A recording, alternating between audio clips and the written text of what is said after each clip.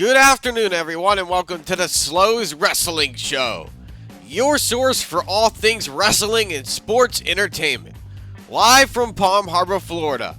Coming up, AEW Dynamite Results, WWE Raw Results, John Cena vs. The Fiend Bray Wyatt at WrestleMania 36, my WrestleMania week schedule, how I think New Japan will handle the coronavirus, Edge rumored to return to Monday Night Raw after Elimination Chamber, my thoughts on the build-up to Edge vs. Orton, AEW Revolution results and thoughts, interview with Lexi Gomez, and more on the Slows Wrestling Show. Welcome back to the Slows Wrestling Show, your source for all things wrestling and sports entertainment. Now here are the AEW Dynamite results. SCU and Colt Cabana defeat the Dark Order. Big Swole defeats Leva Bates. Pac defeats Chuck Taylor. Jake Hager defeats QT Marshall. And Jericho and Guevara defeat Darby Allin. Now here are the WWE Raw results. Street Profits, Angelo Dawkins and Montez Ford defeated Seth Rollins and Murphy to win the WWE Raw Tag Team Championships. Riddick Moss defeated Ricochet to retain the WWE 24/7 title. Aleister Black defeated Carl Anderson with AJ Styles and Luke Gallows. Aleister Black defeated Luke Gallows with AJ Styles and Carl Anderson by disqualification. AJ Styles with Luke Gallows and Carl Anderson defeated Aleister Black. Liv Morgan defeated Ruby Riott with special guest referee Sarah Logan. Shayna Baszler defeated Kairi Sane with Asuka. And Rey Mysterio and Humberto Carrillo defeated Andrade and Angel Garza with Selena Vega. WWE has confirmed that John Cena will face The Fiend at WrestleMania 36 in Tampa, Florida. So I really think this is awesome. This was a great idea and decision by Vince McMahon and WWE Creative. And I think The Fiend and John Cena going head-to-head is going to be amazing. But I want The Fiend to win because John Cena, he as much as I like him and respect him, I believe that The Fiend needs to be put over. The Fiend has to have a chance, and a better chance than losing to Goldberg at Super Showdown. So I think The Fiend deserves better than to lose so quick like that, especially with a championship title. So hopefully this match turns out great and possibly exciting for all the WWE fans that are going to be in attendance at Raymond James Stadium. If you are a fan of the Slows Wrestling Show and want to see me in person, I will be at Primetime Pro Wrestling April 2nd and Real Pro Wrestling April 3rd during WrestleMania week. So you do not want to miss that. You do not want to miss those shows. I highly recommend going to Primetime Pro and Real Pro Wrestling as well as GCW for their WrestleMania week events because it's going to be awesome. It's going to be great for the independent scene in Florida when WrestleMania comes to town and when WWE comes to town. So you do not want to miss any of those events for sure. Now here's how I think New Japan Pro Wrestling is doing as a result of the coronavirus. So I think that it's tearing apart their show attendance and ticket sales for what is scheduled, and I believe that this is going to be hard for New Japan Pro Wrestling and for their support on certain shows. Because the fans are what make wrestling shows possible. The fans are what make wrestling possible, and without a number of fans, it's hard to put on a great show.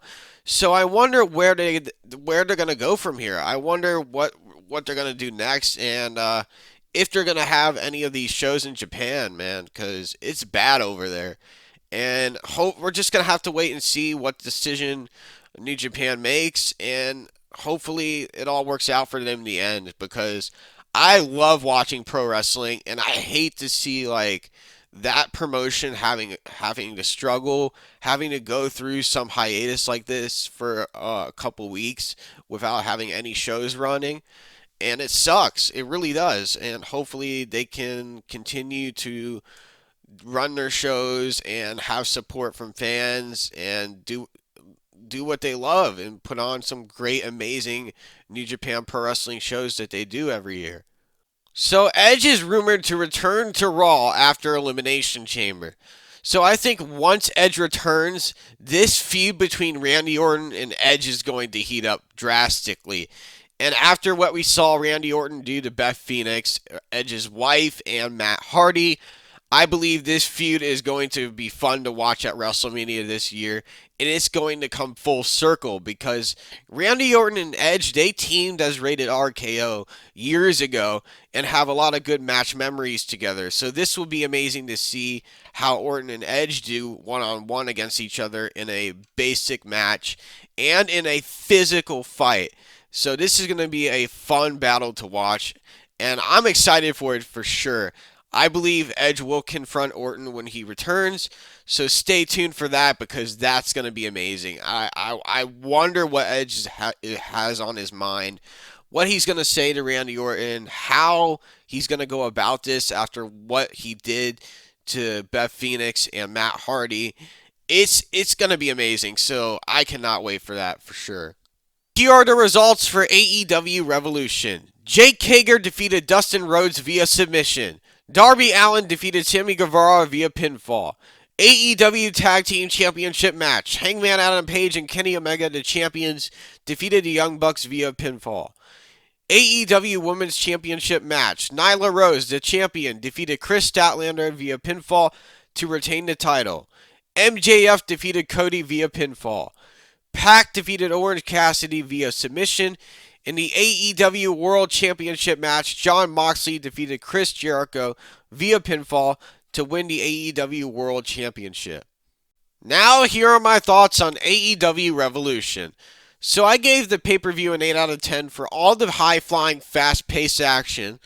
And my favorite matches were Darby versus Guevara, the AEW World Tag Team Championship match, and Moxley versus Jericho for the AEW World Heavyweight Championship, because those matches were insane, especially the tag match. The tag match was by far the best match of that whole event.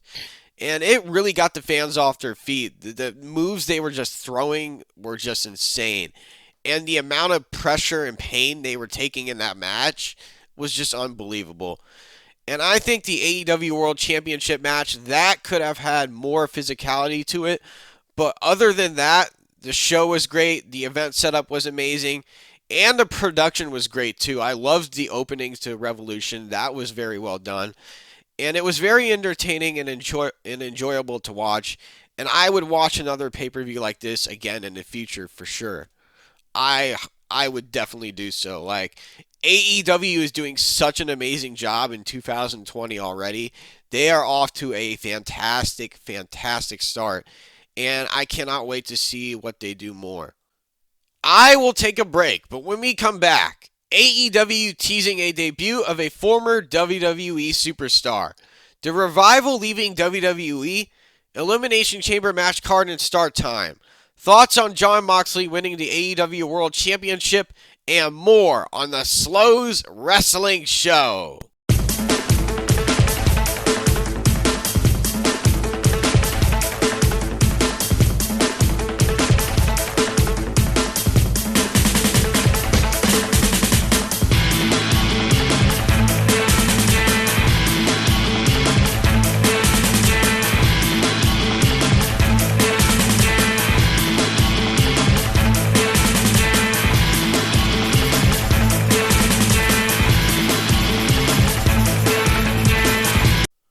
Welcome back to the Slows Wrestling Show, your source for all things wrestling and sports entertainment.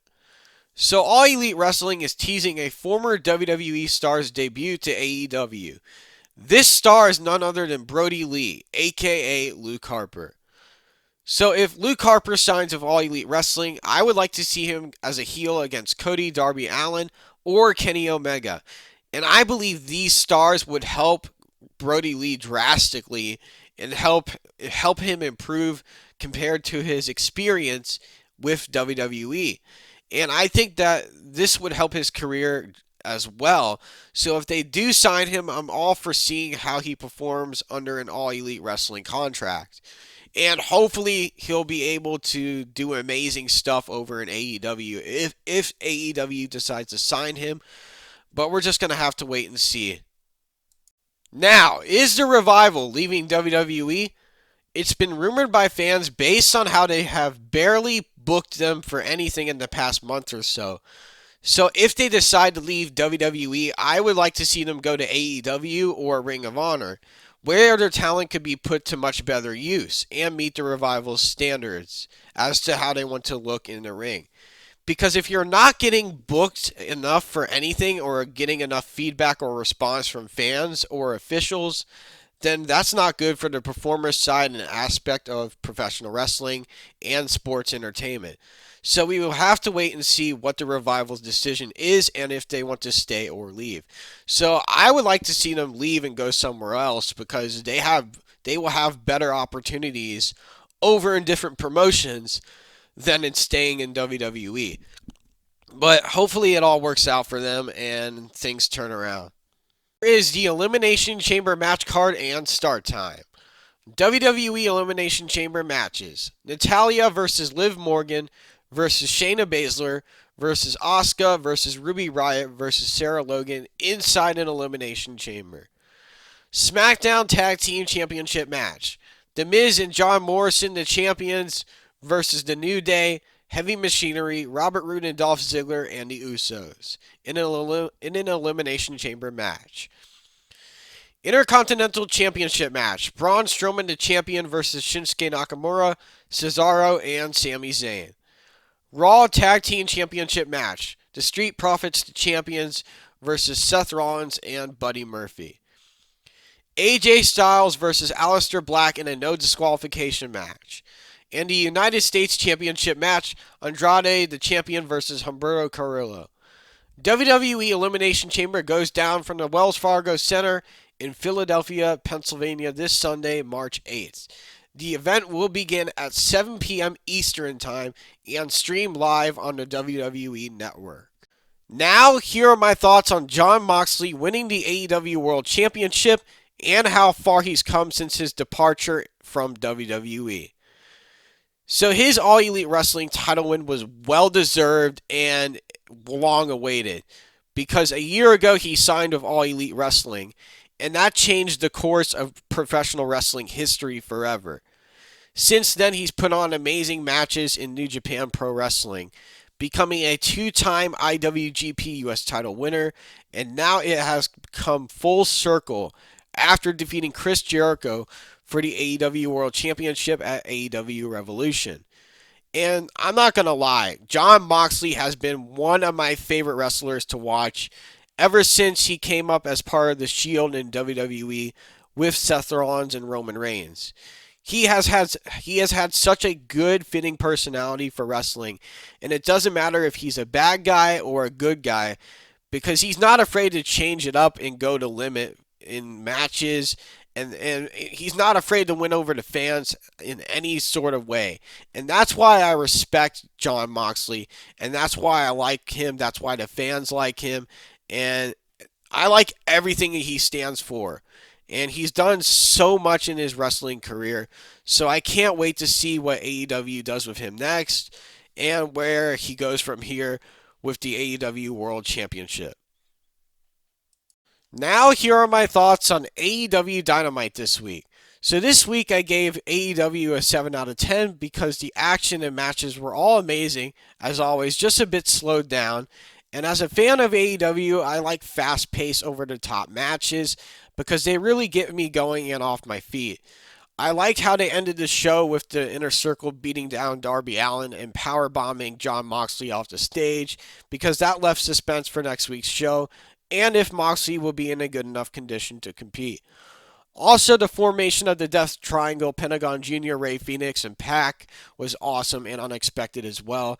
So when that happened, it got me surprised and rooting for the three who do so well performing for AEW. And I can't wait to see how they portray them as a team because they are going to be dangerous for sure. Now here's a special interview with the Unbreakable One, Lexi Gomez. Hello, everyone. I'm Alex Slows at the Slows Wrestling Show, and joining me now on the Slows HQ TV hotline is Lexi Gomez of The Rapture, who recently went to wrestle for FXE in West Virginia. Lexi, welcome to the show. It is truly a pleasure to have you on. Thanks for having me. So I want to start off by asking you how your title defense against Ali Rex went for FXC because she is a really tough competitor in the ring and one of the very skilled few stars in the indie wrestling scene. What was that like for you going up against someone of that caliber? It didn't happen. I have wrestled her before against Avery Taylor in a three-way match at ACW once. The unfortunate news is that it didn't happen at FXC because she had problems after she had dental surgery and she couldn't wrestle. So that was kind of sad. So I ended up not being able to wrestle her. Uh, I did, however, get to wrestle another worker, Alex Todd, and the match was really good. He was telling me that I needed to be in the kitchen making sandwiches, and then I ended up getting the win over him. So that was really fun, and the crowd loved it. It was a great intergender match that it was fun to be a part of. Recently, I saw you went to WWE NXT in Orlando. What was that like for you, and did you get a chance to speak of anyone that you enjoy watching perform on the Yellow Brand? It was a great experience. I'm very honored to be sent there from WXW. Pops is the one who let me be one of the representatives for WXW, which I'm completely grateful for. The experience was wonderful as always. I had a fun time just being able to observe everything, being in a place where the brand inspired me to start wrestling, and now I had the chance to work with them. It's very surreal, and it was a great experience that I'm forever grateful for. Last time I saw you perform at ACW Proving Ground, you had a match against Kelsey Lynn. And what transpired between you and Kyle Kidman afterwards has people wondering. Has Kyle Kidman's loyalty to you changed? It's it's it's hard to explain. I know it happened. I know it looked kind of bad, but it's just I've been going through some things and just timing and everything right now. I kind of get a little ahead of myself. I kind of snap at Kyle. We worked it out. I apologize to him. Hopefully, it won't happen again. It's just things are changing right now. I'm going through some different things, and you know, just finding who I am as a person alone, and kind of liking how it's been turning out recently. So we'll see. Finally, I have to ask you about ACW's Wrestle Expo Kickoff Super Show. You will be present along with friends Jarrett Diaz, Jay Sky, Richard King, and Kyle Kidman. How does the Rapture plan to stay at the very top of the ACW Women's Division and Tag Team Division? Well, as for the women's division, I have that completely covered on my own. I've been doing a hell of a job so far, holding my own and being the face of the women's division, whether people like it or not. The Rapture, we're going to stay on top. We have our ways. People love to hate us. It's written in the books. And we're moving on to next chapters. So just stay tuned to see what's going to happen. Thank you for taking the time to be on the show, Lexi. It's truly an honor. And I look forward to seeing you advance in your wrestling career. Thank you for having me. If you want to know more about Lexi Gomez and The Rapture, be sure to follow them on Twitter at tag underscore The Rapture and follow Lexi at Lexi underscore Gomez, as well as follow ACW Proving Ground and WWN ACW on Twitter to stay up to date on the career of Lexi Gomez. Now, here are my thoughts on ACW and WWN's Luck of the Irish show. So I gave the show a 9 out of 10 for the performances, especially the match between the Rapture, OAO, and the Metro Brothers, which was an outstanding tag team match and one of my favorite parts of the show. Also, my favorite part of the night was the ACW Heavyweight Championship matchup between Stephen Frick and Damian Angel, which ended in a draw by referee decision. And not many two fans were happy about that. A lot of the people in the audience were angry about that. And I believe Frick was screwed out of a decent performance and championship win. And this will continue sometime in early April, but I believe the match should have really continued, and that's just my opinion and take on it. because Frick has scratched and clawed his way to get to this moment in his ACW career. So frustration is probably going through the mind of Stephen Frick as of now, thinking, what else does he have to do to win the ACW Heavyweight Championship from Damian Angel? But we will have to stay tuned and wait it out. Other than that, the event was awesome, and I look forward to the next show that they are going to do because it's going to be amazing. Going to do it for this week's episode. Be sure to follow me on Twitter at ShowSlows and follow the Slows Wrestling Show Facebook page for more. From Palm Harbor, Florida, I'm Alex Slows saying goodbye for now. Have a good evening, everybody.